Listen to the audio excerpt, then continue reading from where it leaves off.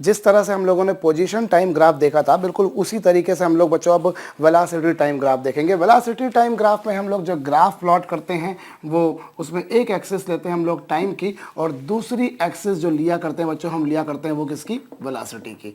एक एक्सिस हम लोग लेंगे टाइम की और एक एक्सिस वेलोसिटी की। अब अगर वेलोसिटी और टाइम के बीच में ग्राफ दे रखा है बच्चों, तो यहाँ पर ध्यान दीजिएगा, वेलोसिटी और टाइम के बीच में ग्राफ जो होता है वो हमें दो चीज़ों की जानकारी देता है। जैसे आपको ध्यान हो, पोजीशन टाइम ग्राफ का जो स्लोप होता था वो आपको वेलोसिटी देता था, वहाँ पर सिर्फ आपको एक ही बात मालूम पड़ती थी। लेकिन यहाँ पर हम देखेंगे कि अगर वेलोसिटी और टाइम के बीच में ग्राफ दे रखा तो हमको दो क्वांटिटीज के बारे में जानकारी देता है। सबसे पहली क्वांटिटी के बारे में बता रहा हूँ, सपोज कीजिए ये वेलोसिटी टाइम ग्राफ है, और इससे हम अगर किसी, मान लीजिए ये टाइम t1 है और ये ले लीजिए टाइम t2 है। सो वेलोसिटी टाइम ग्राफ जो होता है बच्चों, वेग समय ग्राफ जो होता है वो टाइम एक्सिस के साथ में, टाइम एक्सिस के साथ में जितना एरिया बनाएगा, ये ध्यान दीजिए, टाइम एक्सिस के साथ में जितना एरिया बनेगा वो एरिया जो होता है बच्चों, that area gives you information about displacement. वो आपको किस बारे में जानकारी देगा, it will give you the information about displacement. ऐसा क्यों होता है ये भी किसी किसी के जहन में आता है। तो देखिए, वेलोसिटी को इंटीग्रेट करने से हमें क्या मिलता है, डिस्प्लेसमेंट। वेलोसिटी को इंटीग्रेट करने से हमें मिलता है बच्चों डिस्प्लेसमेंट। और इंटीग्रेशन का मतलब मैं आपको एक बात बता देता हूं, देखिए एज सच हम लोग ये जानते हैं कि डिफरेंशिएशन का मतलब होता है तोड़ना, ब्रेक करना, ये आप लोग जानते हैं। डिफरेंशिएशन का मतलब होता है बच्चों ब्रेक करना, या इसको ग्राफिकली अगर कहा जाए या ज्योमेट्रिकली अगर कहा जाए तो इसका मतलब होता है स्लोप निकालना, प्रवणता निकालना। और यदि मैं इंटीग्रेशन का मतलब समझो बच्चों, तो इंटीग्रेशन करने का मतलब होता है जोड़ना, यानी कि समेशन करना, ये आप जानते हैं। और दूसरी भाषा में आपको बताऊं तो यहां पर इसका मतलब होता है बच्चों एरिया निकालना। अब इतना समझ लीजिए कि इंटीग्रेशन करना मतलब एरिया निकालना। ऐसा हम लोग आगे चल के मैथमेटिक्स में पढ़ेंगे, डेफिनेट इंटीग्रेशन जो होता है वो कर्व्स के एरिया को कैलकुलेट करने में भी काम आता है, बट अभी वो बहुत बात की बात है। इस लेवल पर अगर कहा जाए तो आप लोग सिर्फ इतना ध्यान रखें कि इंटीग्रेशन करने का मतलब होता है एरिया निकालना। और आप जानते हैं वेलोसिटी को इंटीग्रेट करते हैं विद रिस्पेक्ट टू टाइम तो आपको मिलता है डिस्प्लेसमेंट। तो उसी से बात बता रहा हूं बच्चों, आप जब वेलोसिटी टाइम ग्राफ, जब आप क्या करते हैं, वेलोसिटी टाइम ग्राफ जो है बच्चों, उसका टाइम एक्सिस के साथ में जो एरिया निकालते हैं between two intervals, that area gives you displacement. Area of velocity time graph with time axis gives us displacement. इस तरह से कुछ काम किया था। इस पर हम लोग क्वेश्चंस कर लेते हैं जिससे हमारे को ज़्यादा बेहतर तरीके से समझ में आएगा। चलिए साहब, यहाँ पर इस एक्सिस पर मैं लेता हूँ टाइम, और ये जो मैं टाइम ले रहा हूँ बच्चों ये सेकंड में ले रहा हूँ, और इस एक्सिस पर मैं लेता हूँ velocity which I am going to take in meter per second। और ये लीजिए कुछ इस प्रकार का मैंने ग्राफ बना दिया। इस प्रकार का ग्राफ मुझे दिया हुआ, सपोज कीजिए ये 2 है, और ये बच्चों सपोज कर लीजिए 10 है, और सपोज कर लीजिए ये 16 है, और ये बच्चों जो आपको दे रखा है ये 10 दे रखा है। ठीक है, आपको कैलकुलेट करना है क्या, you people have to calculate displacement in 16 second. आपको 16 सेकेंड में डिस्प्लेसमेंट निकालना है। तो आप चाहें तो वीडियो को थोड़ी देर तात्कालिक रूप से पॉज कर दीजिए और क्वेश्चन को एक बार स्वयं से ट्राई कीजिए। देखिए आपको क्या बोला है, वेलोसिटी टाइम ग्राफ दे रखा है और आपको 16 सेकंड में, 16 सेकंड में आपको क्या बताना बच्चों, displacement. And as I told, क्या होता है डिस्प्लेसमेंट बच्चों, डिस्प्लेसमेंट होता है इसका एरिया। जो वेलोसिटी टाइम ग्राफ आपको दिख रहा है वो ये जो टाइम एक्सिस के साथ में जितना एरिया बनाएगा, ये टाइम एक्सिस के साथ में जितना एरिया बनाएगा वो जो एरिया होता है बच्चों, वो एरिया हमें देता है डिस्प्लेसमेंट। तो चलिए यदि मैं देखूं तो एरिया कितना होगा बच्चों, एज यू कैन सी इसे हम 3 पार्ट्स में ब्रेक कर सकते हैं। एक पार्ट हो जाएगा ये वाला ट्राइंगल, है ना, एक पार्ट ये ट्राइंगल हो जाएगा। और ट्राइंगल का एरिया कितना होता है बच्चों, ट्राइंगल का एरिया होता है 1/2 परपेंडिकुलर इनटू बेस। अगर मैं इस ट्राइंगल के एरिया के बारे में बात करता हूं तो इस ट्राइंगल का एरिया होगा हाफ परपेंडिकुलर जो कि 10 है, और जो कि बेस बच्चों कितना इसका 2। तो ये हो गया ट्राइंगल का एरिया। उसके बाद में बारी आती है बच्चों इस रेक्टेंगल के एरिया की, और जहां तक रेक्टेंगल का सवाल है बच्चों, तो रेक्टेंगल का एरिया कितना होगा, देखिए ये वाली जो साइड आपको दिखाई दे रही है ये कितनी है, ये 8 है ना भाई। यहां तक 2 था और यहां तक 10 था, तो ऑब्वियसली जो रिमेनिंग होगा वो 8 होगा। ये 8 हो गया, और ये जो लेंथ आपको दिखाई दे रही है बच्चों वो कितनी है, 10 × 8, कुछ इस तरह से हो गया। उसके बाद में इस वाले ट्राइंगल का एरिया निकालें तो इस वाले ट्राइंगल का एरिया कितना होगा बच्चों, हाफ, और ये हाफ, और उसके बाद में ये परपेंडिकुलर, परपेंडिकुलर कितना बच्चों, परपेंडिकुलर होगा इसका 10, और इसका बेस अगर देखेंगे देन यू कैन सी ये जो बेस है बच्चों ये 6 है, तो हाफ परपेंडिकुलर इनटू बेस, और इस तरीके से आपके पास में क्या आ जाएगा बच्चों, डिस्प्लेसमेंट। अभी 2 से 2 कैंसिल हो गया, ये हो गया 10 और ये हो गया 80 प्लस 3 10 जा 30। सो इस तरीके से ये हो जाएगा 10 plus 30 40 plus 80 that you can see is equal to 120 metre. तो ये आपके पास में आ जाएगा बच्चों क्या, डिस्प्लेसमेंट यानी कि विस्थापन। बड़ी सिंपल तरीके से हम लोग डिस्प्लेसमेंट कैलकुलेट कर सकते हैं। मैं एक बार फिर बोल रहा हूं, देखिए हम जब डिफरेंशिएशन करते हैं तो उसका मतलब होता है तोड़ना, ब्रेक करना। ये तो मैं पहले भी आपको बता चुका हूं। डिफरेंशिएशन इंटीग्रेशन जब हम लोगों ने पढ़ा था तो मैंने आपको बताया था कि डिफरेंशिएट कर रहे हैं मतलब आप ब्रेक कर रहे हैं, तोड़ रहे हैं, और इंटीग्रेट कर रहे हैं मतलब जोड़ रहे हैं, ये आप जानते हैं। अब डिफरेंशिएशन का मतलब होता है बच्चों स्लोप निकालना, ज्योमेट्रिकली अगर देखा जाए तो उसका मतलब होता है स्लोप निकालना। और आप जानते हैं कि जब आप डिस्प्लेसमेंट को डिफरेंशिएट करते हैं तो आपको वेलोसिटी मिलती है, जब आप डिस्प्लेसमेंट को डिफरेंशिएट करते हैं तो आपको वेलोसिटी मिलती है बच्चों। तो फिर उसी प्रकार से क्या हो जाएगा, उसी प्रकार से यदि आपने डिस्प्लेसमेंट को डिफरेंशिएट किया और डिफरेंशिएशन किया मतलब क्या, स्लोप निकाला, तो यही तो कारण है कि जो डिस्प्लेसमेंट टाइम ग्राफ होता था उसका जो स्लोप होता था वो आपको क्या देता था बच्चों, वेलोसिटी देता था। और आप अगर इंटीग्रेट कर रहे हैं, वेलोसिटी को इंटीग्रेट करते हैं तो आपको डिस्प्लेसमेंट मिलता है। और जैसा मैंने कहा कि इंटीग्रेशन करने का मतलब समेशन होता है, ये तो हम सब जानते हैं। इंटीग्रेशन करने का मतलब बच्चों एरिया निकालना भी होता है। सो यदि मैं वेलोसिटी टाइम ग्राफ का टाइम एक्सिस के साथ में एरिया निकालूंगा then that area will give you the displacement as you can measure here.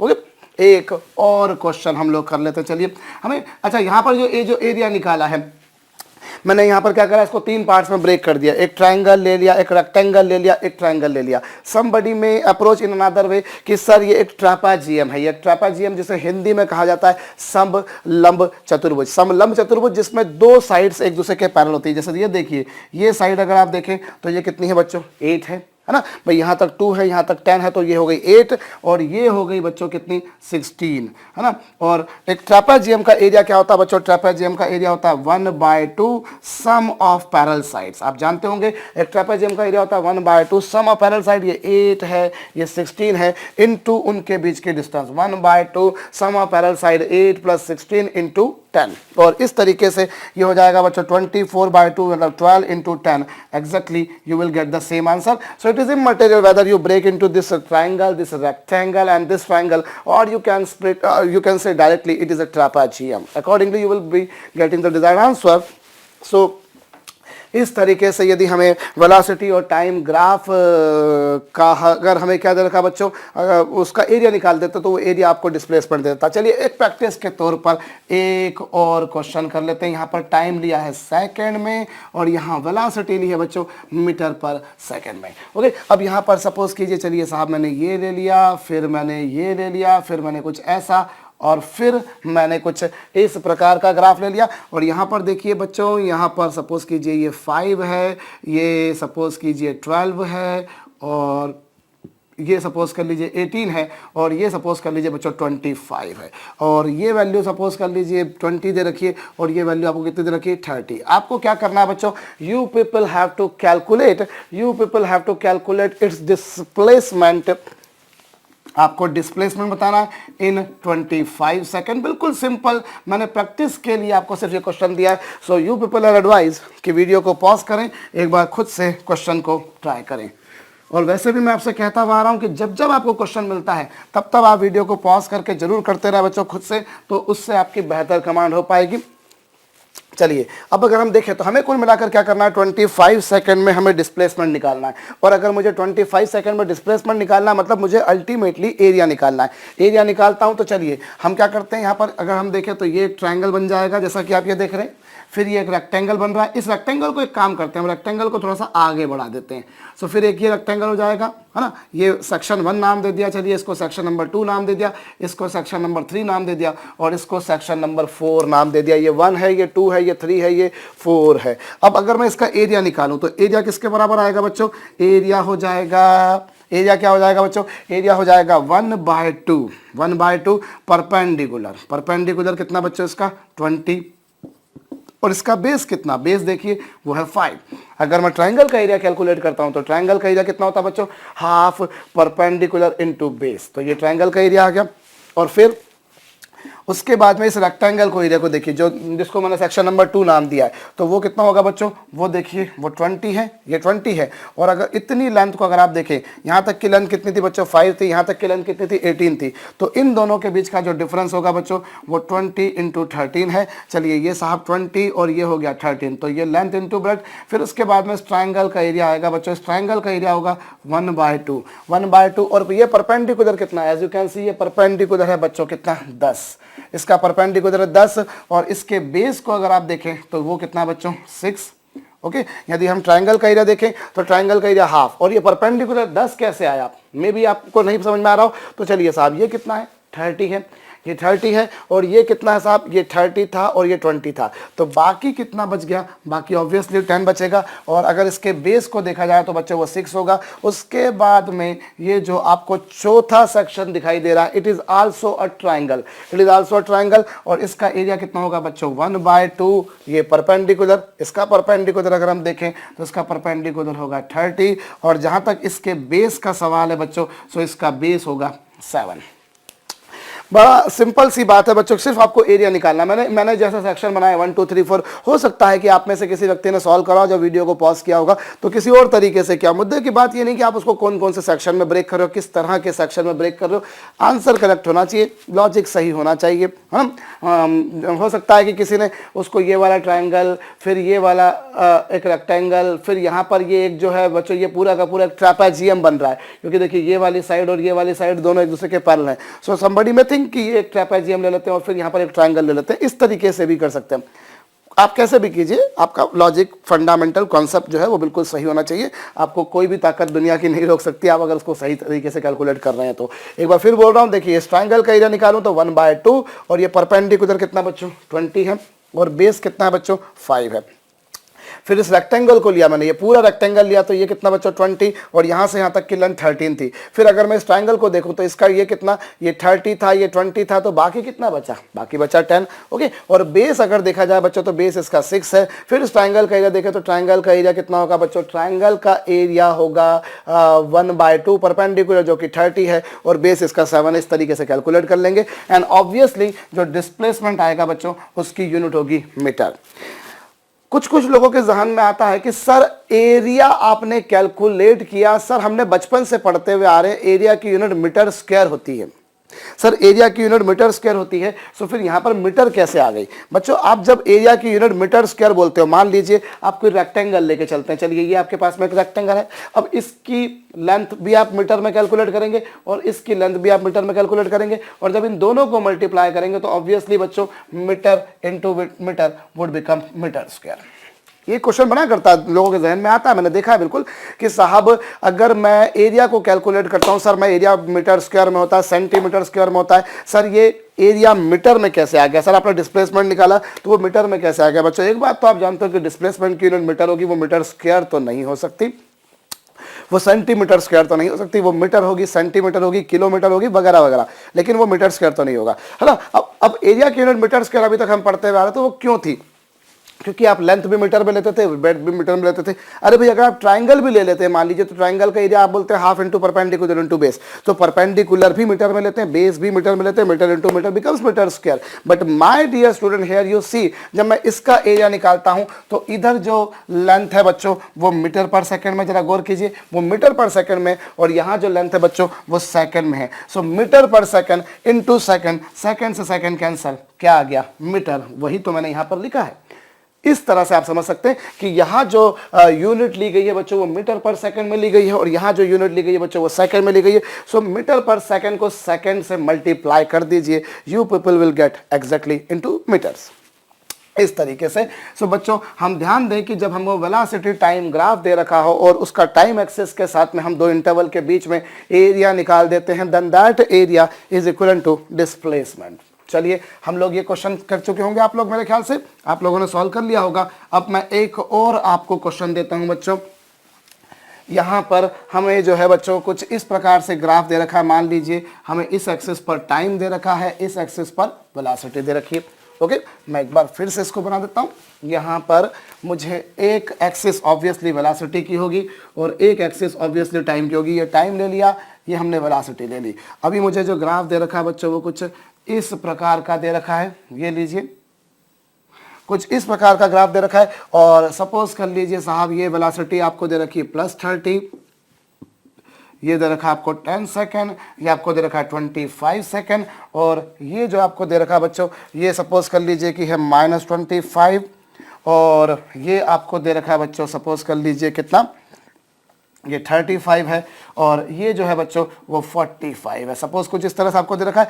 आपसे कहा है कि 45 सेकंड में आपको डिस्टेंस और डिस्प्लेसमेंट कैलकुलेट करनी है। क्या करना है बच्चों, आपको 45 सेकंड में आपको एक तो कैलकुलेट करना है डिस्प्लेसमेंट,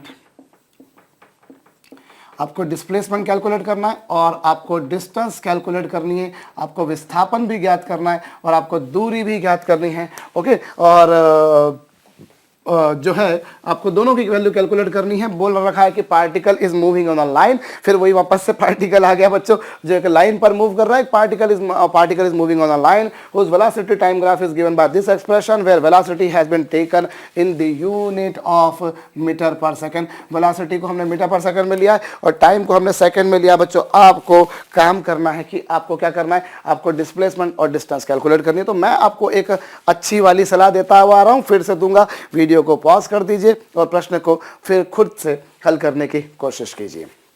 अभी आप कैसे करेंगे जनाब, देखिए हम इसको कैसे करेंगे, हम उस बारे में बात करते हैं। तो देखिए पहले तो हम इस बारे में हम एक काम करते हैं, हम ये वाला एरिया कैलकुलेट कर लेते हैं और ये वाला एरिया कैलकुलेट कर लेते हैं। अगर मैं ऊपर वाले ट्रायंगल का एरिया निकालूं तो बच्चों वो होगा 1/2, और जहां तक परपेंडिकुलर का सवाल है बच्चों वो है 30, और जहां तक बेस का सवाल है बच्चों वो है 25, और ये 15 × 25 मेरे ख्याल से 375 मीटर हो जाएगा।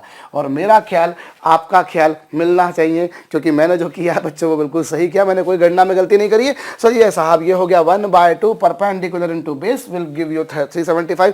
ये मैंने ऊपर वाले ट्रायंगल का एरिया निकाला बच्चों, और फिर मैं नीचे वाले ट्रायंगल का एरिया निकालता हूं। नीचे वाले ट्रायंगल का एरिया होगा बच्चों 1/2, और जहां तक इसके परपेंडिकुलर का सवाल है that you can see is 25, और जहां तक इसके बेस का सवाल है बच्चों दैट यू कैन सी इसका जो बेस है बच्चों वो 20 है। सो 25 × 20 विल बिकम 10 × 25, 10 × 25 मतलब कितना बच्चों, 250 मीटर। ये आपके पास में क्या आ गया, ये आपके पास में आ गया बच्चों 250 मीटर, 250 मीटर आ गया। चलिए अब आप इस क्वेश्चन का सिग्निफिकेंस समझिए, इस क्वेश्चन का सिग्निफिकेंस एग्जैक्टली है क्या। यदि आप ध्यान दें तो ये एरिया आपने निकाल दिया, किसी किसी के दिमाग में अच्छा आएगा कि सर ये 25 नहीं सर ये -25 था, सर ये -25 था, आपने 25 लिखा है। तो बच्चों आप -25 लिखिए या 25 लिखिए, मुझे उससे कोई दिक्कत नहीं है। मुद्दे की बात आप सभी लोग जानते हैं, एरिया इज ऑलवेज पॉजिटिव, तो आप उसको अल्टीमेटली तो 250 मीटर ही लिखेंगे। आप इसको ऐसा नहीं है कि इसको -250 मीटर लिखेंगे, because area we know is always positive. अब देखिए क्वेश्चन में ये कहा गया particle is moving on a line whose velocity time graph is given as following। अब इस ग्राफ को जरा समझते हुआ क्या, इस ग्राफ को हम समझते हैं बच्चों हुआ क्या एग्जैक्टली आप ध्यान दीजिए। पार्टिकल जो है बच्चों वो t = 0 पे सपोज कीजिए it started at point A। Let me understand the graph exactly what happens here. t = 0 पे पार्टिकल यहाँ पर शुरू हुआ, पार्टिकल स्टार्टेड है, पार्टिकल ने चलने की शुरुआत करी, और 0 सेकंड से 10 सेकंड तक बच्चों देखिए उसकी वेलोसिटी धीरे धीरे लगातार बढ़ती जा रही है ना। अगर आप ग्राफ को रीड करें, ग्राफ को अगर आप स्टडी करें तो you will find from 0 second to 10 second velocity is gradually increasing up to 30 metre पर सेकंड। सो पार्टिकल ने यहाँ चलने की शुरुआत करी, धीरे धीरे उसकी वेलोसिटी बढ़ती गई बढ़ती गई बढ़ती गई, और 10 सेकंड तक उसकी वेलोसिटी पहुंच गई 30। ठीक है, अब उसके बाद में फिर उसकी वेलोसिटी कम होती गई कम होती गई कम होती गई कम होती गई कम होती गई कम होती गई। देखिए वेलोसिटी यहाँ पर आप देखें तो वेलोसिटी यहाँ पर देखिए धीरे धीरे बढ़ती जा रही है बढ़ती जा रही है, और यहाँ देखिए तो वेलोसिटी जो है बच्चों वो धीरे धीरे कम होती जा रही है। और 25 सेकंड पर you people can find 25 second पर वेलोसिटी हैज बिकम 0। 25 सेकंड बाद बच्चों जो वेलोसिटी है उस पर जरा ध्यान दीजिए। सपोज कीजिए वो पॉइंट बी पर आ गया, और ये वो टाइम है जो जिसको मैं बोल रहा हूं 25 सेकंड।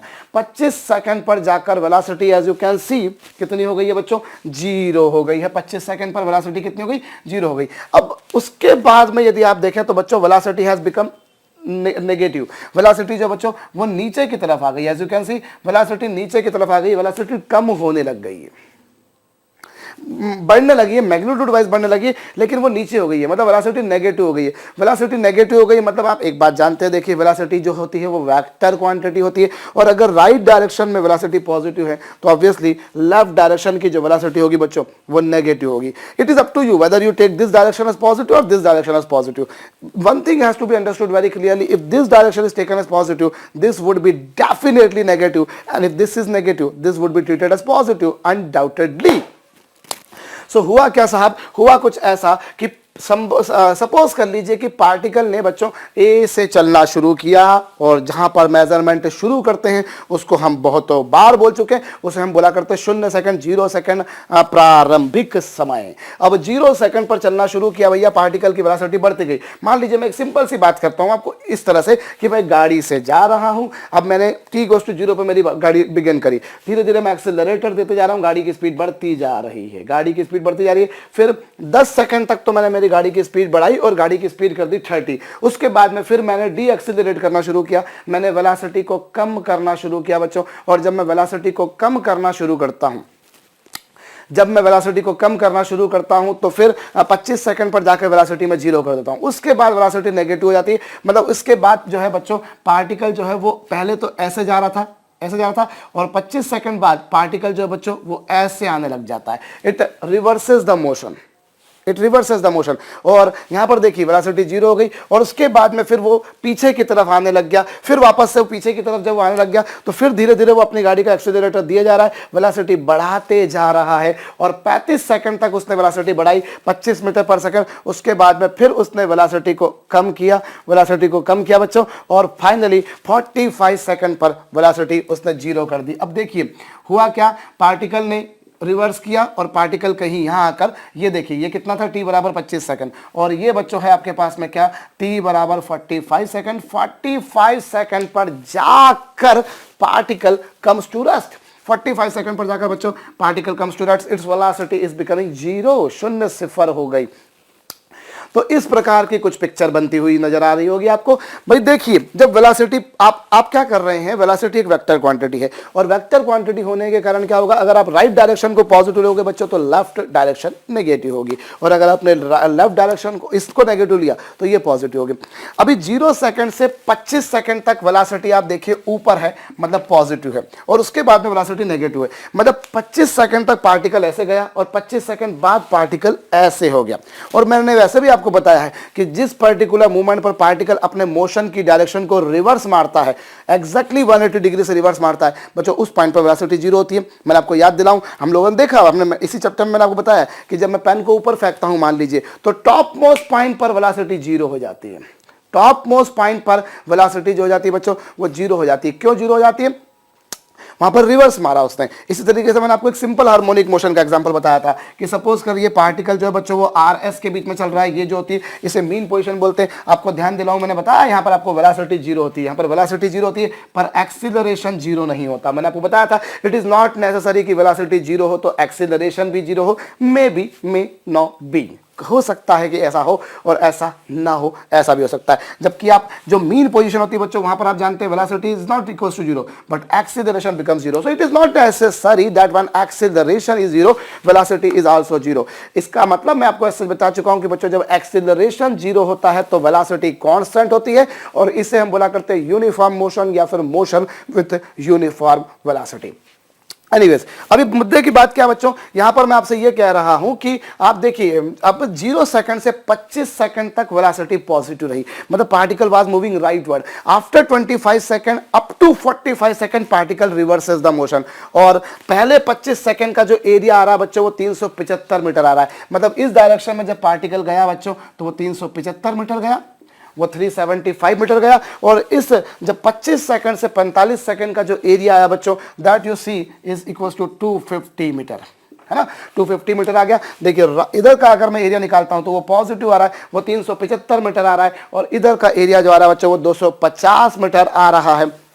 अब कुल मिलाकर मतलब क्या हो रहा है, मतलब ये है कि जब मैं मेरी गाड़ी से जा रहा हूं तो 375 मीटर तो बच्चों मैं राइट में गया, उसके बाद में मैं 250 मीटर लेफ्ट में गया। तो अगर मुझे डिस्टेंस कैलकुलेट करना है, अगर मुझे डिस्टेंस को कैलकुलेट करना है बच्चों, then how I calculate distance, distance would be naturally 375 plus 250, that will be, you can take out the sum, बहुत आसानी से आप इसका सम निकाल सकते हैं। सो ये आपके पास में क्या आ जाएगा बच्चों, ये आपके पास में डिस्टेंस आ जाएगी, और मेरे ख्याल से ये 625 मीटर आ रही है, और यहाँ पर भी आपका और मेरा ख्याल बिल्कुल मिलता हुआ होगा। तो ये डिस्टेंस आ गई बच्चों 625 मीटर। और अगर मैं इसका डिस्प्लेसमेंट निकालूं, यदि मैं इसका विस्थापन कैलकुलेट करता हूं बच्चों, तो इसका डिस्प्लेसमेंट क्या आएगा।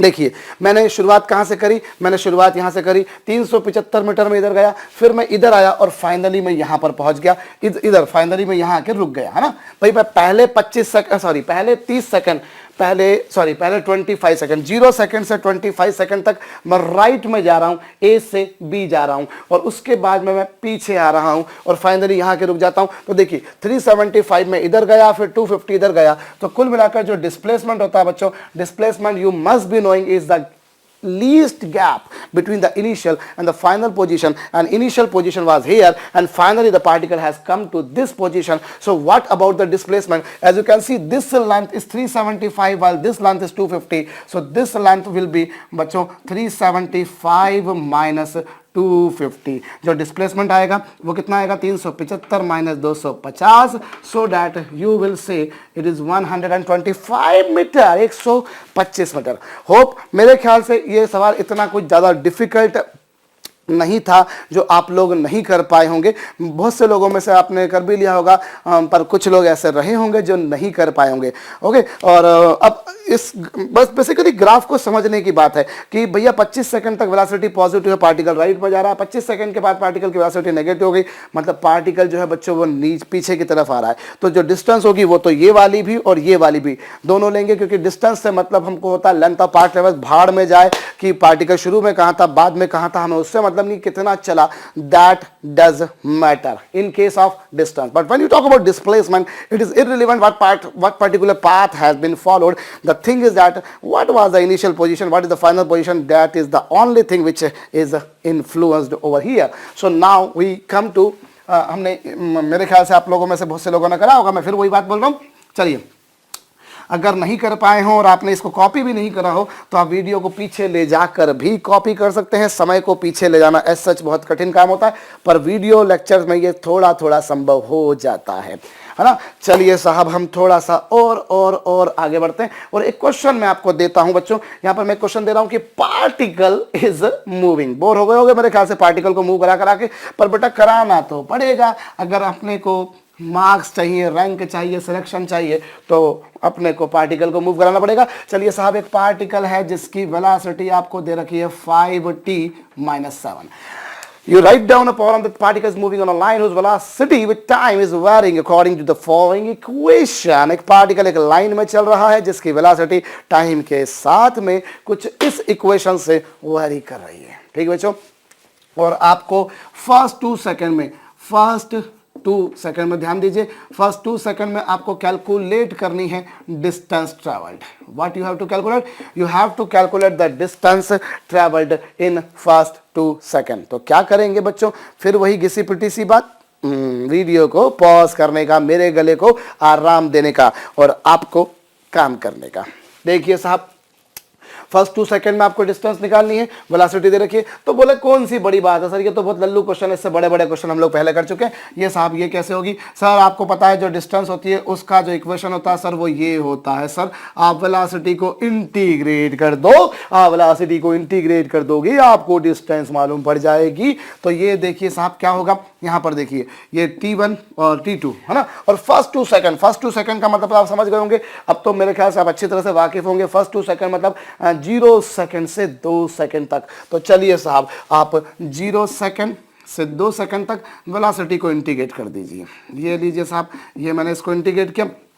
और जब मैं इसको इंटीग्रेट करूंगा तो t का इंटीग्रेशन क्या होगा बच्चों, टी स्क्वायर ओवर 2 और लिमिट होगी 0 to 2, फिर 7t और लिमिट होगी बच्चों 0 to 2। अब क्या होगा यहाँ पर जरा ध्यान दीजिए, ये 5/2 हो जाएगा और ये 2 स्क्वायर माइनस 0 स्क्वायर हो जाएगा -7 और फिर ये 2 माइनस 0, सो दैट अब क्या होगा बच्चों 5 2 10।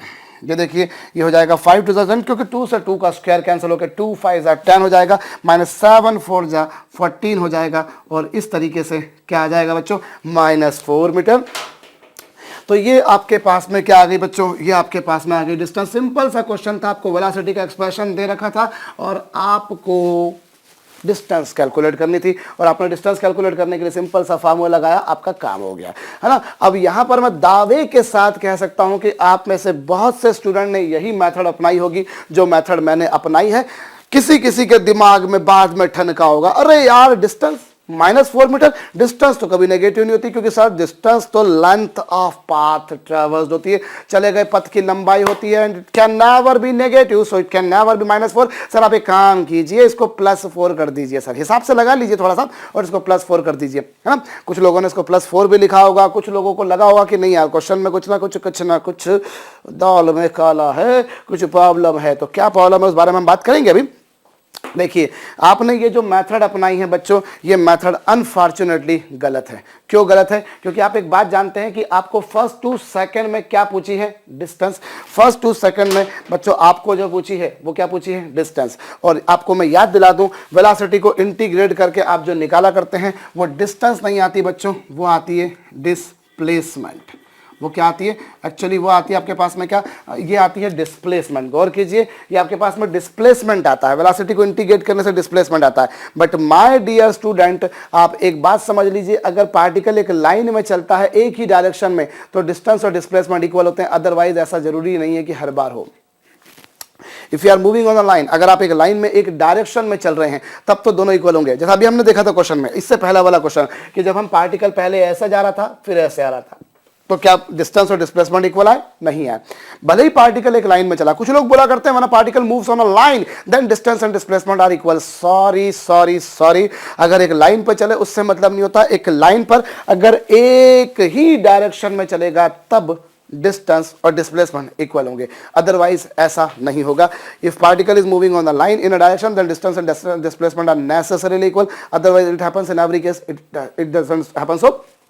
तो अब देखिए, ये जो आपके पास में आया बच्चों, आपको वेलोसिटी का एक्सप्रेशन दे रखा था और वेलोसिटी के एक्सप्रेशन को आपने इंटीग्रेट कर दिया। वेलोसिटी के एक्सप्रेशन को इंटीग्रेट कर देने से बच्चों आपको जो मिला है वो डिस्टेंस नहीं मिली है, आपको डिस्प्लेसमेंट मिली है। ओके, तो ये इसीलिए ये गलत हो जाएगा। अब कैसे काम करूं, जरा गौर कीजिए। यहां पर वेलोसिटी का एक्सप्रेशन देखिए कितना बच्चों, 5t - 7, 5t - 7 आपके पास में वेलोसिटी का एक्सप्रेशन है। ओके, अब यहां पर आप एक बात ध्यान दीजिएगा, ये वेलोसिटी जो है बच्चों वो टाइम के साथ में वैरी कर रही है। कैसे वैरी कर रही है, आप जरा गौर कीजिए। भाई t की वैल्यू वैरी कर रही है, t की वैल्यू 0 सेकंड से 2 सेकंड तक वैरी करी, है ना।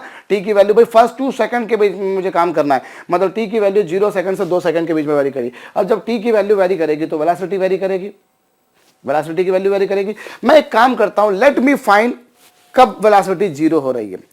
मैं एक अपने मर्जी से मैंने दिमाग लगाया कि कब वेलोसिटी 0 हो रही है, मैं वो निकालता हूं। सो वेलोसिटी कब 0 हो रही है बच्चों, इसको जरा सॉल्व करके देखो। तो 5t - 7 = 0। मैंने वापस से वही का वही लिख दिया, कोई सेंस नहीं बनेगा। चलिए साहब, -7 को मैं RHS पे लेके जाता हूं, वो +7 हो जाएगा और इससे t की वैल्यू आ जाएगी बच्चों 1.4 सेकंड। तो आप देखिए 1.4 सेकंड पर वेलोसिटी पॉजिटिव आ रही है। सॉरी 1.4 सेकंड पे वेलोसिटी 0 आ रही है। अब जहां वेलोसिटी 0 होती है, मैंने आपको बताया वहां पर पार्टिकल अपने मोशन की डायरेक्शन को रिवर्स करता है। जहां कहीं पार्टिकल बच्चों वेलोसिटी 0 हो जाती है वहां पर वो क्या करता है, अपने मोशन की डायरेक्शन को क्या करता है बच्चों, वो रिवर्स करता है। तो यहां पर देखिए अभी क्या हो रहा है, यदि हम देखें तो 1.4 सेकंड पर वेलोसिटी बिकमिंग 0। ओके, अब हुआ क्या साहब, अब यहां पर जरा देखिए पार्टिकल हो क्या रहा था एक्चुअली, मैं आपको बताऊं। तो देखिए 0 सेकंड से 1.4 सेकंड तक, 0 सेकंड से 1.4 सेकंड तक तो बच्चों पार्टिकल राइट में गया। ओके, और उसके बाद में 0 से 1.4 सेकंड तक तो वो यहां आया और फिर 1.4 सेकंड से 2 सेकंड तक, 1.4 सेकंड से 2 सेकंड तक बच्चों वो इधर आ रहा है, वो रिवर्स आ रहा है। इसका मतलब ये हुआ। ओके, मैं एक बार फिर बोल रहा हूं, देखो बच्चों यहां पर अगर आपने वेलोसिटी को इंटीग्रेट करके निकाल दिया तो ये आपका उत्तर जो आ गया वो डिस्प्लेसमेंट आया है, वो डिस्टेंस नहीं आई है। ओके, और डिस्टेंस और डिस्प्लेसमेंट हो सकता है बाई चांस बिल्कुल दोनों सही हो, अगर पार्टिकल एक लाइन में चल रहा होता है, एक ही डायरेक्शन में चल रहा होता है तो दोनों इक्वल होते हैं, तब कोई बात नहीं। लेकिन अगर एक लाइन में नहीं चल रहे, एक डायरेक्शन में नहीं चल रहे, तो फिर आपको पता है डिस्टेंस बड़ी होती है और डिस्प्लेसमेंट छोटी होती है। तो इसीलिए बच्चों हम नहीं कह सकते कि ये जो उत्तर है ये सही होगा। हाँ, एक बात कंफर्म है कि अगर मुझसे डिस्प्लेसमेंट पूछते तो मैं बोल देता कि बिल्कुल सही है भैया, लेकिन अगर मुझसे डिस्टेंस पूछी है तो मुझे कुछ थोड़ा सा सोचना पड़ा। मैं चलिए चेक करना चाहता हूं कि कब पार्टिकल की वेलोसिटी 0 हो रही है, और पार्टिकल की वेलोसिटी 0 हो रही है 1.4 सेकंड पर। तो इसका मतलब यह है कि 0 सेकंड से 1.4 सेकंड तक तो बच्चों वो राइट में गया, और फिर 1.4 सेकंड से 2 सेकंड तक बच्चों वो लेफ्ट में गया। यहां से यहां तक वो राइट में गया, और यहां से यहां तक फिर बच्चों 1.4 सेकंड के बाद में उसने अपने मोशन की डायरेक्शन को रिवर्स कर लिया। तो अब इस तरीके से हमको इसको काम करना पड़ेगा। तो चलिए, यहां क्वेश्चन जो है बच्चों वो 2 भागों में ब्रेक हो चुका है। अगर आप देखें तो ये क्वेश्चन जो है पिछली बार जैसा ही कुछ है ना।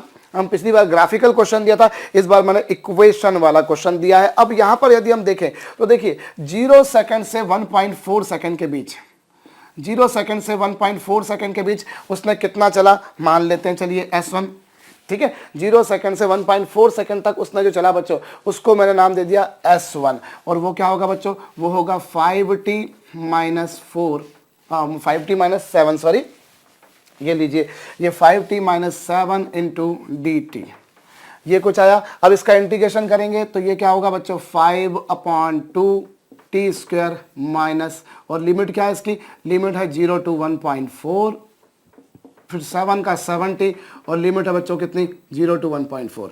अब ये कितना हो जाएगा, ये हो जाएगा 5/2 और 1.4 का स्क्वायर, फिर आएगा बच्चों 0 का स्क्वायर माइनस 7 इंटू 1.4 माइनस 0, कुछ इस तरह से हो जाएगा। और यदि हम देखें तो 5/2, अच्छा ये तो 5/2 हो गया, 5/2 हो गया, और 1.4 का स्क्वायर मेरे ख्याल से 1.96 होता है, और आप वेरीफाई कर लीजिएगा।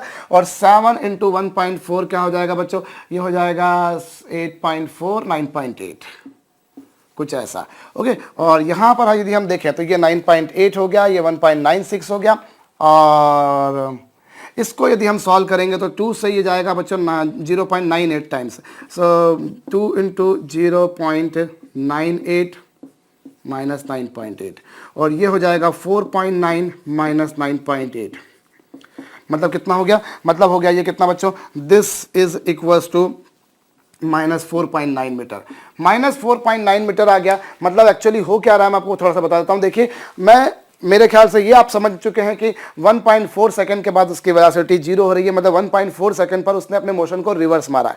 अब एक्चुअली हुआ क्या, अगर आपने ये वाला 0 से 1.4 सेकंड के बीच उसने कितना चला वो कैलकुलेट करा तो वो मिला minus 4.9 metre. Minus 4.9 metre indicates की पार्टिकल जो है बच्चों वो राइट में नहीं, पार्टिकल लेफ्ट में जा रहा है। तो कुछ ऐसा डायग्राम बनना चाहिए, ऐसा वाला तो नहीं बनना चाहिए, डायग्राम कुछ ऐसा बनेगा। मैं थोड़ा सा उसको मॉडिफाई करता हूँ कि 0 सेकंड पर पार्टिकल यहां पर था, 0 सेकंड पर बच्चों पार्टिकल यहां पर था, जरा गौर कीजिए, 0 सेकंड पर पार्टिकल यहां पर था, और 1.4 सेकंड बाद, 1.4 सेकंड बाद तक पार्टिकल ऐसे आता रहा, पार्टिकल ऐसा आता रहा, क्योंकि देखिए ये नेगेटिव आ रहा है, मतलब पार्टिकल जो बच्चों वो नेगेटिव डायरेक्शन में जा रहा है। और कितना चल लिया, वो चल लिया साहब वो 4.9 metre, and thereafter it reverses the motion. अब वो मोशन की डायरेक्शन को रिवर्स करता है, कब, 1.4 सेकंड पर उसकी वेलोसिटी आप देख रहे हैं तो वो 0 हो रही है ना, और अब वो मोशन की डायरेक्शन को रिवर्स करता है, और कब तक चलेगा वो, 2 सेकंड तक। 1.4 सेकंड पर वो अपने मोशन की डायरेक्शन को रिवर्स मारता है, और 2 सेकंड तक वो राइट में जाएगा, ठीक है।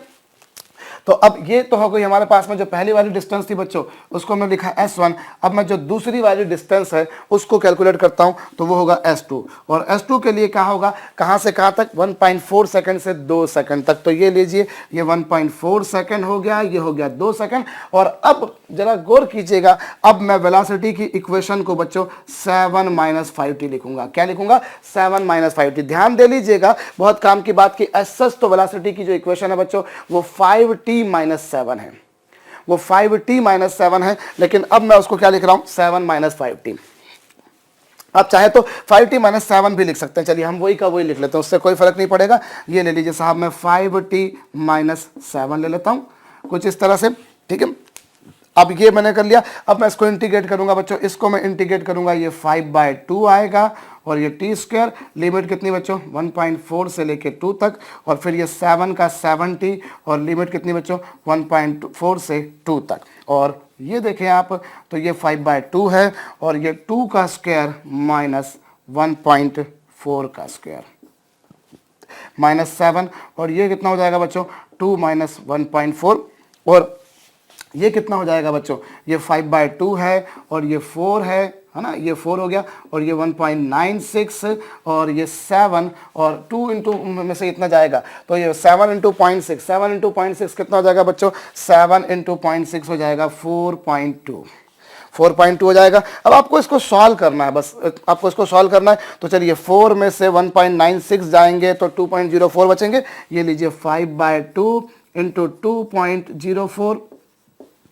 माइनस 4.2, और इसको 2 से इसको डिवाइड करेंगे बच्चों, सो ये आएगा 5 into 1.02, 5 into 1.02 minus 4.2 metre, minus 4.2 metre, और ये 5 इंटू 1.02 कर लेंगे तो ये आना चाहिए कितना, ये आना चाहिए 5.1, ये 5.1 माइनस 4.2, और इसको जब आप सॉल्व करेंगे बच्चों तो ये 0.9 मीटर आएगा। मेरे ख्याल से तो मैंने कैलकुलेशन में कोई मिस्टेक नहीं करी है, बट बाई चांस अगर करी हो बच्चों तो फिर वही भूल चूक माफ, गलती के लिए क्षमा, क्षमा करना मानव प्रकृति है, एक अच्छे इंसान का कर्तव्य बनता है। तो मैं आपसे यही कहूँगा कि आप अच्छे इंसान बन के मुझे माफ़ कर दीजिएगा। एक बार मैं फिर समझा देता हूँ। देखिए, हमने जो अगर डायरेक्ट इंटीग्रेट कर दिया बच्चों तो वो डिस्प्लेसमेंट होता है, और पार्टिकल अगर एक लाइन में एक डायरेक्शन में जा रहा हो तो दोनों बराबर होते हैं, लेकिन अगर उसने डायरेक्शन को चेंज कर दिया या अगर उसने रिवर्स कर दिया तब दोनों इक्वल नहीं होंगे, तब distance always dominates over the displacement.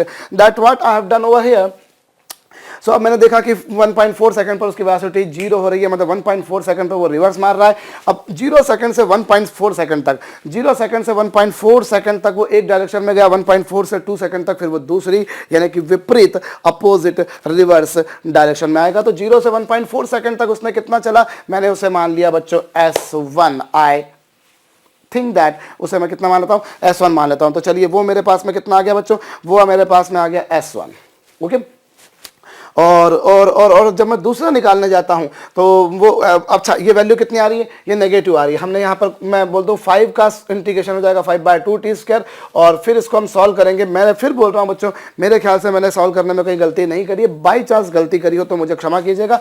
हमने इसको इंटीग्रेट किया, 1.4 का स्क्वायर हो जाएगा 1.96, और ये 7 1.4 हो जाएगा 9.8, और इसको सॉल्व करेंगे तो माइनस 4.9 मीटर आएगा। और माइनस साइन इंडिकेट्स कि पहले पार्टिकल एस से नहीं, पार्टिकल एस से जा रहा था। इट स्टार्टेड हेयर एंड से हेयर, 0 सेकंड से 1.4 सेकंड तक वो कितना चल लिया S1, जिसकी वैल्यू आ रही है 4.9।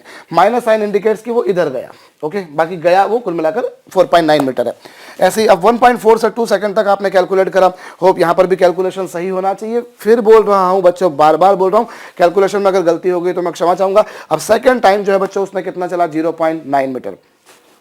सो कुल मिलाकर जो डिस्टेंस आएगी बच्चों, जो हमने डिस्टेंस कैलकुलेट करी, वो डिस्टेंस किसके बराबर आएगी, वो डिस्टेंस आ जाएगी बच्चों 4.9 और 0.9, कुल मिलाकर कितना हो जाएगा वो 4.9 plus 0.9, so that you will see it is 5.8 metre. ये 5.8 मीटर आ गई, ओके।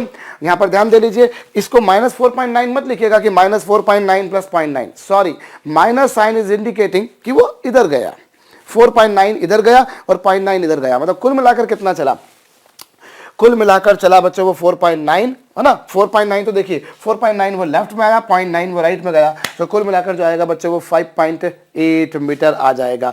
तो ये आपके पास में जो आएगा बच्चों, ये आपके पास में आएगा क्या, डिस्टेंस। अगर डिस्प्लेसमेंट बोलते तो वो डायरेक्ट इंटीग्रेट करके आपने निकाली थी, आप डायरेक्ट इंटीग्रेट करके आपने जब डिस्प्लेसमेंट निकाली थी तो वो डायरेक्ट आ जाएगी, डायरेक्ट आ जाएगी। जैसे आप देखें तो डिस्प्लेसमेंट कितना होगा, अगर डिस्प्लेसमेंट निकाले तो पिछले क्वेश्चन जैसा ही हो गया, ये 4.9 इधर गया, 0.9 इधर गया, तो जो डिस्प्लेसमेंट आएगा बच्चों वो इतना आएगा, that would be 4.9 minus 0.9, so that 4 metre.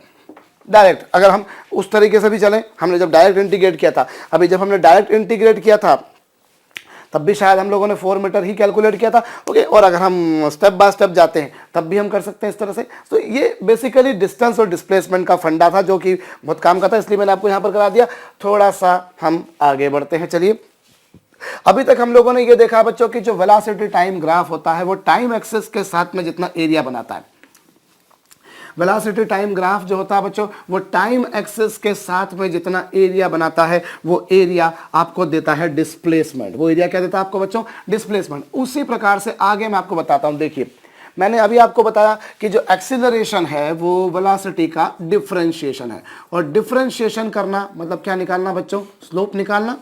Differentiation करना मतलब क्या निकालना? स्लोप निकालना। तो यहां से उसी से रिलेटेड काम की बात बता रहा हूं कि वेलोसिटी टाइम ग्राफ का जो स्लोप होता है बच्चों, यहां पर जरा ध्यान दीजिए, वेलोसिटी टाइम ग्राफ का जो स्लोप होता है, और स्लोप मुझे समझाने की अब मेरे ख्याल से जरूरत नहीं है। पोजीशन टाइम ग्राफ के टाइम पर मैं आपको बता चुका हूं कि इसका जो स्लोप होगा, स्लोप मतलब इसकी जो टाइम एक्सिस के साथ में जितना एंगल बनेगा बच्चों, उस एंगल का टेन थीटा। टेन थीटा यानी क्या? इसे आप क्या बोला करते हैं? इसे आप बोला करते हैं स्लोप या फिर ग्रेडियंट। बस इतना ध्यान रखना है कि जो एंगल लेना है, this angle has to be taken with the positive direction of the time axis. Time axis की पॉजिटिव डायरेक्शन के साथ में जो एंगल बनता है, उस एंगल का टेन थीटा, उसका जो टेंजेंट होता है, उसे हम बोला करते हैं स्लोप। और स्लोप किसके बराबर होता है बच्चों? स्लोप होता है टेन थीटा के बराबर। इस तरीके से आपके पास में क्या आ जाएगा? एक्सीलरेशन। ठीक है, मैं यूं कह सकता हूं, एक बार मैं फिर बोल देता हूं, आइदर आई से स्लोप और आई से gradient of velocity time graph. Velocity time graph जो होता है बच्चों, slope of velocity time graph जो होता है, it gives you the acceleration. वो आपको क्या देता है बच्चों? वो आपको त्वरण देता है, वो आपको एक्सीलरेशन देता है। अब यहाँ पर हम इसके फिर वही अलग अलग केसेस बना सकते हैं, जैसे हम लोगों ने पोजीशन टाइम ग्राफ में बनाए थे। कैसे? कि अगर मान लीजिए, देखो भैया एक बात तो आपको ध्यान रखनी, मैं फिर बोल रहा हूं, आपको जो एंगल लेना है वो positive direction of time axis के साथ में लेना है। जैसे सपोज कीजिए, अगर ग्राफ ऐसा दे रखा है, ये एक्सिस वेलोसिटी है, ये एक्सिस टाइम एक्सिस है, तो जो एंगल लेना है बच्चों वो आपको ये वाला लेना है। Angle you need to take with time axis. आपको जो एंगल लेना है वो positive direction of time axis के साथ में लेना। तो चलिए साहब, ये आपके पास में हो गया। Okay, this will be equal to tan theta. ये आपके पास में किसके बराबर होगा बच्चों? वो त्वरण के बराबर होगा। चलिए हम लोग यहाँ पर थोड़ा सा आगे प्रोसीड करते हैं और कुछ काम की बात देखते हैं। अगर मान लीजिए टाइम और वेलोसिटी के बीच में ग्राफ ऐसा है, तो आप थीटा कौन सा लेंगे बच्चों? आप ये वाला लेंगे। अगर मान लीजिए आपके पास में वेलोसिटी और टाइम ग्राफ कुछ ऐसा है, तो आप थीटा कौन सा लेंगे? You will take theta this one. Okay, तो ये जो इन केस में जो बच्चों एक्सीलरेशन होगा, इन केस में एक्सीलरेशन जो होगा वो कांस्टेंट होगा, और that would be equal to tan theta. बिल्कुल वैसे के वैसे ही केस बन रहे हैं जैसे केस आप लोगों ने पोजीशन टाइम ग्राफ में देखे थे।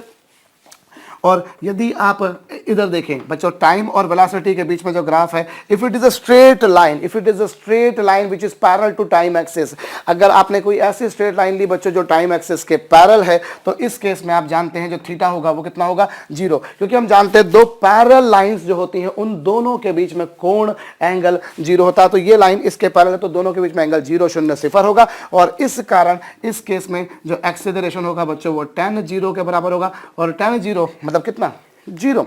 tan 0 जो होगा बच्चों वो किसके बराबर हो जाएगा? 0 हो जाएगा। क्यों? क्योंकि भाई थीटा 0 है, थीटा 0 हो जाने से tan 0 0 हो जाएगा और एक्सीलरेशन 0 हो जाएगा। इसको आप इस तरह से भी समझ सकते हैं कि पैरेलल थी, या फिर दूसरा तरीका जैसा आपने पोजीशन टाइम ग्राफ में देखा था बच्चों। सपोज कीजिए ये एक टाइम t1 है, ये एक टाइम t2 है और ये एक टाइम t3 है। आप डिफरेंट टाइम पर वेलोसिटी देखिए। इस टाइम पर जितनी वेलोसिटी है उतनी ही वेलोसिटी इस टाइम पर है, उतनी ही वेलोसिटी इस टाइम पर है। आप डिफरेंट मूवमेंट पर देखिए बच्चों, वेलोसिटी जो है वो चेंज नहीं हो रही है। t1 पर कितनी वेलोसिटी थी, t2 पर कितनी वेलोसिटी थी, t3 पर कितनी वेलोसिटी थी। अरे भैया, अगर वेलोसिटी कांस्टेंट है तो एक्सीलरेशन 0 है। ऐसे भी समझा जा सकता है। टाइम तो चेंज हो रहा भैया, टाइम पर मेरा नियंत्रण नहीं है, मैं समय हूं, ऐसा तो हो नहीं सकता। समय तो अपने हिसाब से चलता रहेगा बच्चों, टाइम तो कभी लौट कर आना नहीं है। बड़ी बड़ी कहावतें कही गई हैं, बड़ी बड़ी बातें कही गई हैं, पर अफसोस हम उन बातों को ध्यान नहीं रखते हैं। हम सब जानते हैं बच्चों, जो समय है वो रेत में, हाथ में पकड़ी हुई वो रेत जो एक बार हाथ से छूट गई तो फिर लौट कर नहीं आनी। कोई कोई बोल सकता है कि सर फिर से वापस से उसको उठा लेंगे, पर बच्चों वो एक, आपको पता है कि वो एक सिंपली एक मजाक वाली बात हो गई। सो टाइम तो चेंज हुआ पर वेलोसिटी चेंज नहीं हुई, और अगर टाइम चेंज होने पर वेलोसिटी चेंज नहीं होती तो ऑब्वियस सी बात है कि एक्सीलरेशन 0 0 0 हो जाएगा। तो ये आपके पास में कुछ केस बना, और आगे हम लोग देखते हैं बच्चों। आगे हम यदि यहां पर देखें, हमने अभी वेलोसिटी टाइम ग्राफ के बारे में बात करी है। ये तीनों केस ऐसे थे बच्चों जिसमें कुल मिलाकर अगर देखा जाए तो ये तीनों केस ऐसे थे जिनमें एक्सीलरेशन क्या था, कांस्टेंट था। If velocity time graph is a straight line like this or like this, if velocity time graph is a straight line बच्चों, in that condition you can say acceleration is constant, or you can say it inverse as well, that if acceleration of an object is constant then its velocity time graph would be a straight line, maybe like this, maybe like this, or maybe like this.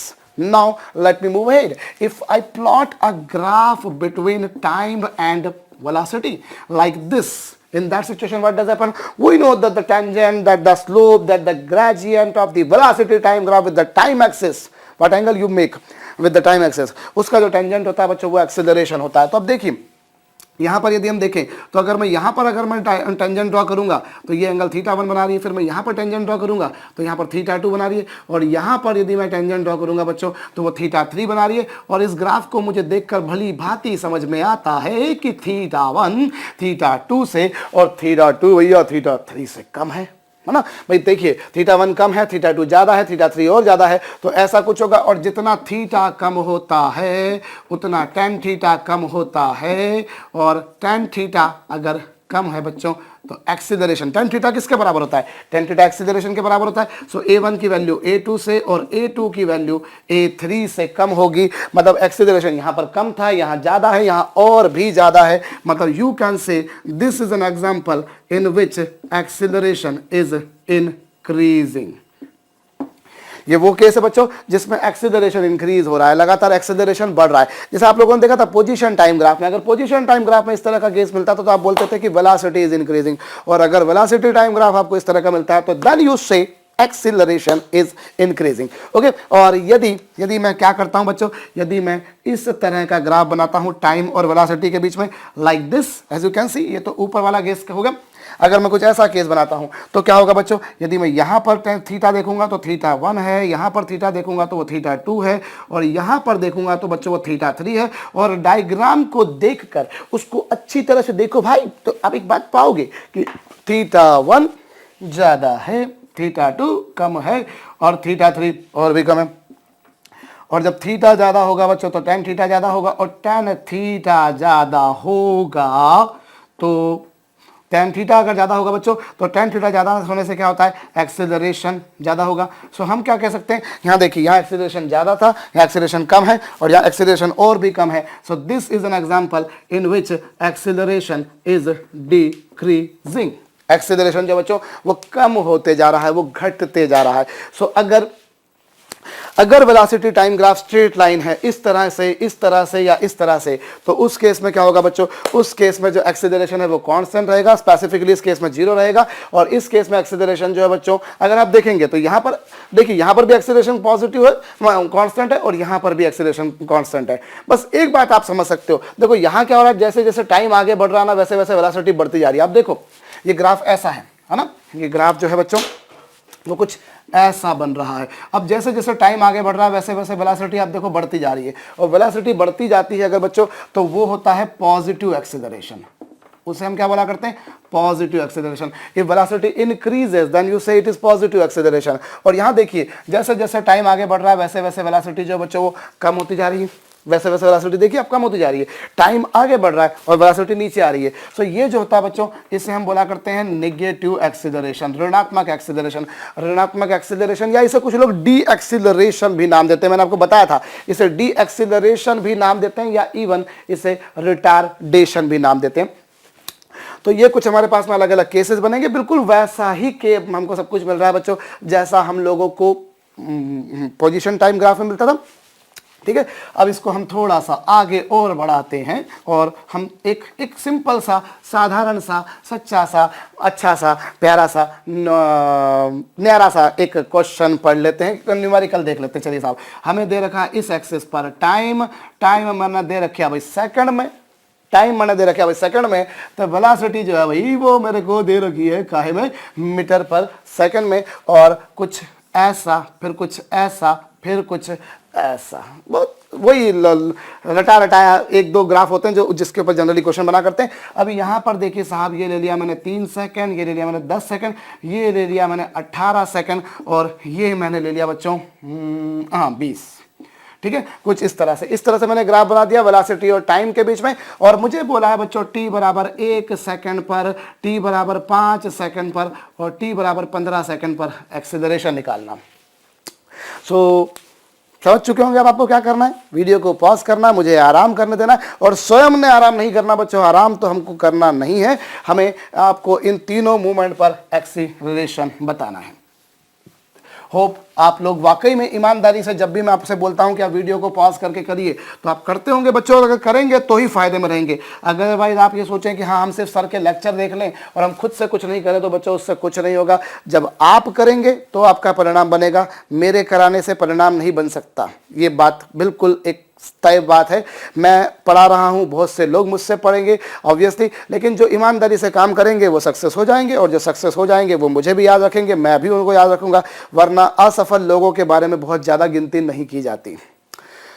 हम यहाँ पर देखें बच्चों, जब हम बात करते हैं 1 सेकंड पर, तो 1 सेकंड जो है बच्चों वो कहीं यहाँ आएगा, 1 सेकंड कहीं आएगा, है ना। अब 1 सेकंड आपने देखा कि अगर एक स्ट्रेट लाइन बन रहा है तो पूरी लाइन पर एक्सेलरेशन जो होगा बच्चों वो कांस्टेंट होगा। अभी देखिए t इक्वल्स टू 1 सेकंड के बारे में बात करता हूं, तो एक्सेलरेशन जो होगा वो किसके बराबर होगा, एक्सेलरेशन होता है tan थीटा के बराबर, और tan theta you people know that it is equals to perpendicular upon base. तो परपेंडिकुलर कितना बच्चों, perpendicular you can see is 20, और जहां तक बेस का सवाल है वो है बच्चों 3।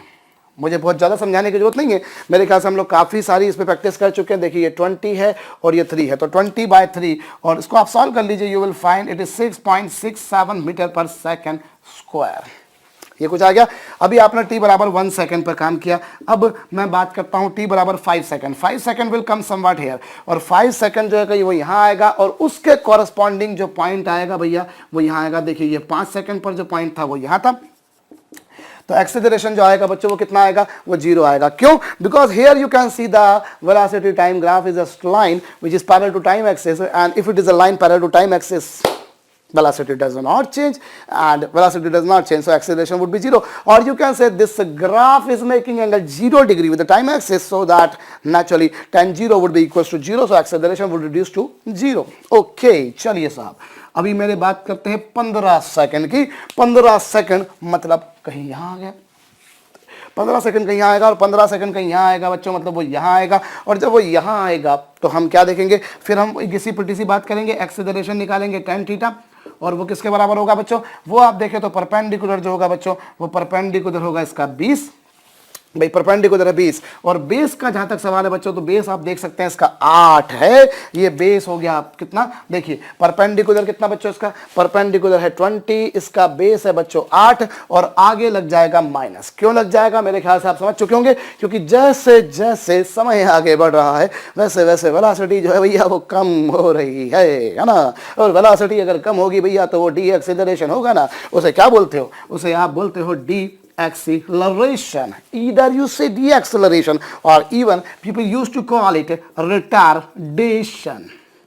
इसे डीएक्सेलरेशन भी नाम दिया जाता है, रिटार्डेशन भी नाम दिया जाता है, मंदन हिंदी में कहा जाता है बच्चों, मंजन नहीं, मंदन। हाँ, सो ये डीएक्सेलरेशन आ गया या फिर रिटार्डेशन आ गया। तो slope of velocity time graph जो होता है बच्चों वो टाइम एक्सिस के साथ में जितना एंगल बना रहा है उस एंगल का tan थीटा या स्लोप या ग्रेडियंट प्रवणता या फिर ढाल उसकी त्वरण के तुल्य होती है, एक्सेलरेशन के तुल्य होती है। और जो कुछ हम लोगों ने पोजीशन टाइम ग्राफ में पढ़ा था, वो ही मैं कुछ आपको यहां पर भी याद दिला दूं कि अगर मान लीजिए टाइम ऐसी है और वेलोसिटी ऐसी है और अगर लाइन ऐसी है, सो एंगल हो जाएगा बच्चों 90 डिग्री, और एंगल 90 डिग्री हो गया तो एक्सीलरेशन हो जाएगा 1090, और 1090 मतलब इन्फिनिटी। और दुनिया में ऐसा कोई ऑब्जेक्ट नहीं है जिसका एक्सीलरेशन इन्फिनिटी हो जाए, ऐसा संभव ही नहीं है। इट इज इम्पॉसिबल कि कोई भी पार्टिकल एक्सीलरेशन इन्फिनिटी एक्वायर कर ले। सो इस तरह का ग्राफ संभव नहीं है।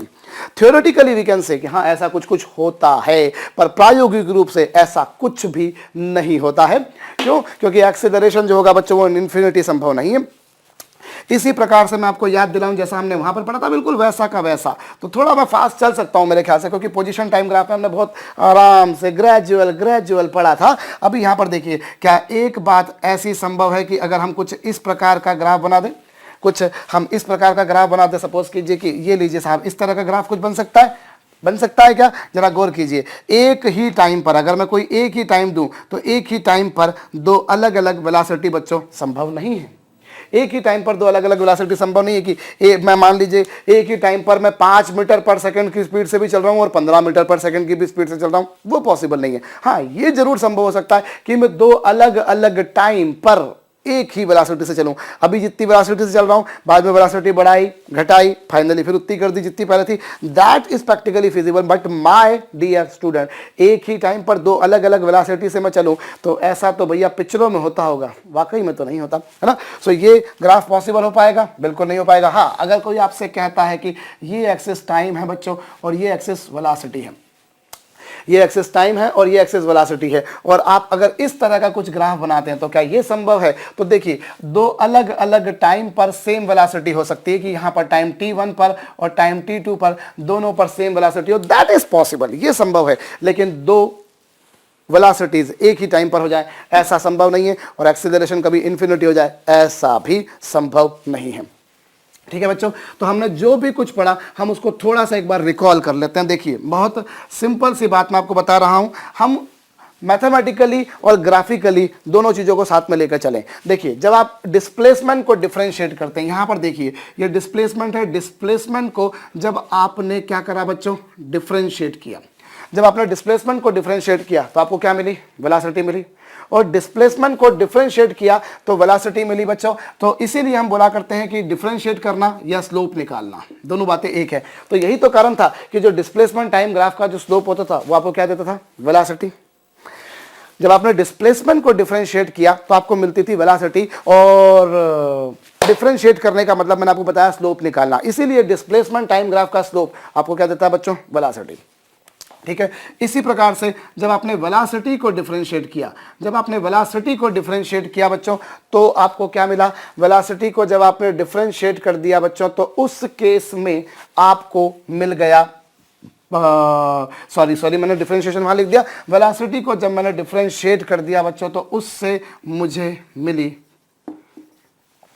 जब मैंने वेलोसिटी को क्या करा, मैंने वेलोसिटी को जब डिफरेंशिएट किया तो मुझको मिल गया एक्सीलरेशन, करेक्ट। और मैंने यूं बोला कि वेलोसिटी टाइम ग्राफ का जो स्लोप है बच्चों वो मुझे दे रहा है एक्सीलरेशन।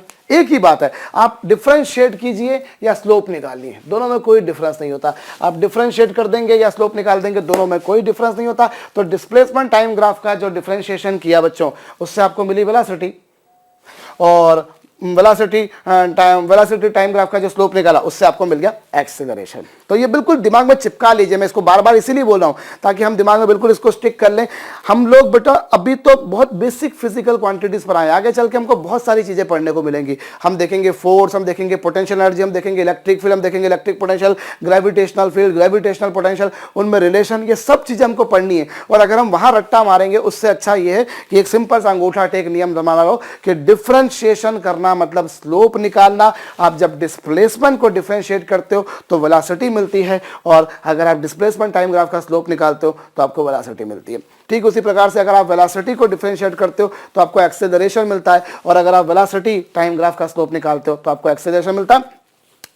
इसी प्रकार से बच्चों, यदि मैं वेलोसिटी को इंटीग्रेट करता हूं, यदि मैं वेलोसिटी का इंटीग्रेशन करता हूं बच्चों, तो वेलोसिटी को इंटीग्रेट करने से क्या मिलता है आपको? देखिए, वेलोसिटी को इंटीग्रेट करने से आपको मिलता है एक्सेलरेशन, और सॉरी वेलोसिटी को इंटीग्रेट करने से आपको क्या मिलता है बच्चों? डिस्प्लेसमेंट। उल्टा है, देखो डिस्प्लेसमेंट को डिफरेंशिएट किया, वेलोसिटी मिली, वो वेलोसिटी को इंटीग्रेट करा तो आपको क्या मिल गया, डिस्प्लेसमेंट मिल गया, ठीक है। और इंटीग्रेट करा मतलब क्या निकाला आपने, एरिया निकाला, एरिया निकाला, ओके। और इसी प्रकार से एक और बात आप कर सकते हैं कि जब आप एक्सीलरेशन को इंटीग्रेट करते हैं, जब आप क्या करते हैं बच्चों, जब आप एक्सीलरेशन को इंटीग्रेट करते हैं तो आपको मिलती है वेलोसिटी। एक्चुअली वेलोसिटी नहीं मिलती, आपको क्या मिलता है बच्चों, एक्सीलरेशन को इंटीग्रेट करने से, एक्सीलरेशन को इंटीग्रेट करने से आपको मिलता है वेलोसिटी का चेंज। ठीक उसी प्रकार से यदि आपने एक्सीलरेशन का क्या निकाल दिया बच्चों, एरिया, तो वो आपको क्या दे देगा, वेलोसिटी का चेंज। डिफरेंशिएशन मतलब स्लोप निकालना, इंटीग्रेट करना मतलब एरिया निकालना, और अगर ए को डिफरेंशिएट करके बी मिलता है तो ए का स्लोप से आपको बी मिलेगा, और अगर ए के डिफरेंशिएशन से बी मिला तो बी के इंटीग्रेशन से आपको ए मिलेगा। कंफर्म बात है, बिल्कुल वही बात है कि आपने इसको डिफरेंशिएट किया वेलोसिटी मिली, या फिर स्लोप निकाला तो आपको वेलोसिटी मिली। इसको डिफरेंशिएट किया तो आपको एक्सीलरेशन मिला, या फिर इसका स्लोप निकाला तो आपको एक्सीलरेशन मिला। आपने इसको इंटीग्रेट किया तो आपको डिस्प्लेसमेंट मिला, या इसका एरिया निकाला तो आपको डिस्प्लेसमेंट मिला। आप एरिया को इंटीग्रेट करते हो बच्चों तो आपको मिलती है वेलोसिटी का change.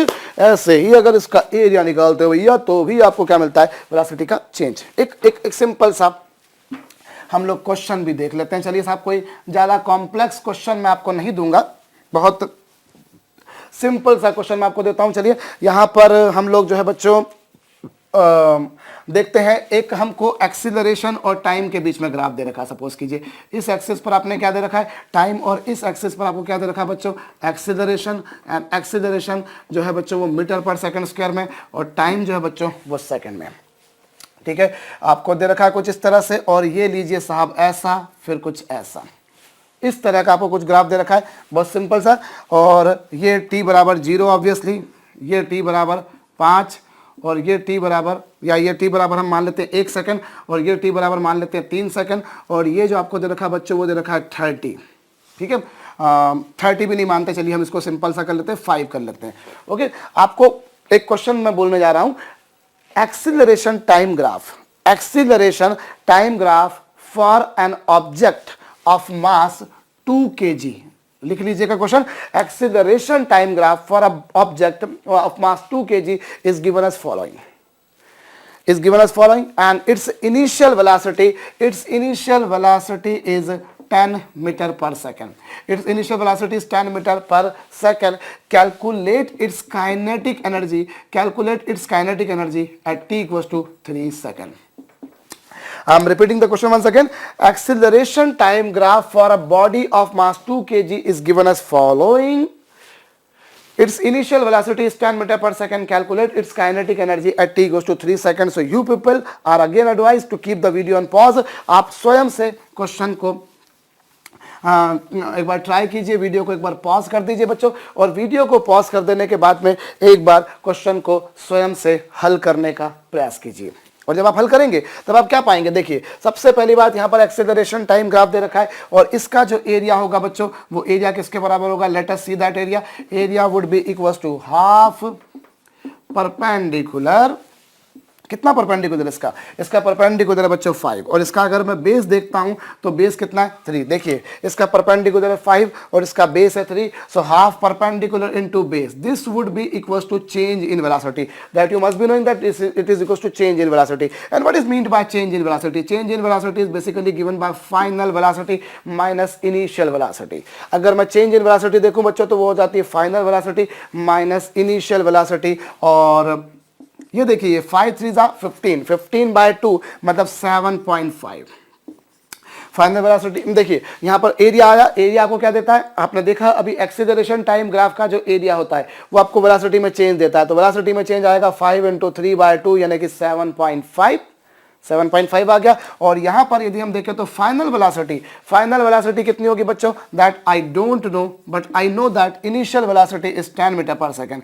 Initial velocity has already been given to me, it is 10 metre पर second, so that you people will come to know that final velocity is 17.5 metre पर सेकंड। सो ये आपके पास में आ गई बच्चों फाइनल वेलोसिटी। और अगर आपके पास में फाइनल वेलोसिटी आ चुकी है, अगर आपके पास बच्चों फाइनल वेलोसिटी आ चुकी है तो काइनेटिक एनर्जी क्या होगी? आप जानते हैं दुनिया में कोई भी ऑब्जेक्ट हो बच्चों उसकी जो काइनेटिक एनर्जी होती है उसका फार्मूला होता है half mv square, half mv square, और ये लीजिए साहब हाफ है, और जहाँ तक इसका मास है वो आप देख सकते हैं कितना था, 2 kg था, मास 2 kg था, इंटू 17.5 का स्क्वायर। और मेरे ख्याल से आप सभी को पता होगा कि जो काइनेटिक एनर्जी है या कोई भी एनर्जी हो, उसकी जो यूनिट होती है बच्चों वो जूल्स होती है। अब आप इसको सॉल्व कर लीजिए, 2 से 2 कैंसिल, 17.5 का स्क्वायर आप कर सकते हैं। इस तरीके से हम लोग काम कर सकते हैं। तो बच्चों ये बहुत काम की बात है, हमने देखी कि डिफरेंशिएशन करना मुद्दे की बात। अब इस लॉजिक को बिल्कुल दिमाग में चिपका लीजिए, अपने दिमाग से बिल्कुल चस्पा कर लीजिए कि आपने डिफरेंशिएट किया